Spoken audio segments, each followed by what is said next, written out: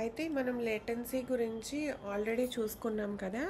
Latency అంటే ఆహ్, అది రిక్వెస్ట్ కంప్లీట్ చేయడానికి అయ్యే టైం డిలే అని ఆల్రెడీ మనం చూసుకున్నాం.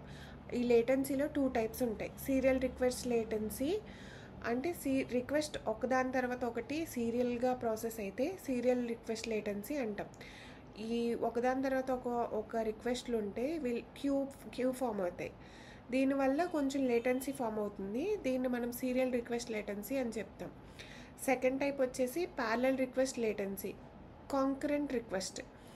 చాలా రిక్వెస్ట్లు ఒకే టైంలో వచ్చేయడం వల్ల మనకి అప్పుడు కూడా లేటెన్సీ ఫామ్ అవుతుందన్నమాట. దీన్ని ప్యారలల్ రిక్వెస్ట్ లేటెన్సీ అంటాం. మనం పర్ఫార్మెన్స్ ప్రిన్సిపల్స్లో ఏం చదువుకున్నామంటే ఎఫిషియన్సీ అనేది సీరియల్ రిక్వెస్ట్ లేటెన్సీ పైన డిపెండ్ అయ్యి ఉంటుంది అని చదువుకున్నాం కదా. ఇప్పుడు ఈ టాపిక్ గురించి సీరియల్ రిక్వెస్ట్ లేటెన్సీ గురించి డీటెయిల్గా చూద్దాము. తర్వాత మనం కాంకరెంట్ రిక్వెస్ట్ గురించి వెళ్దాం. ప్యారలల్గా రిక్వెస్ట్లు వస్తాయి, అప్పుడు లేటెన్సీ ఎలా ఫామ్ అవుతుంది, దాని పర్ఫార్మెన్స్ ఎలా ఇంప్రూవ్ చేయాలనేది తర్వాత చూద్దాం.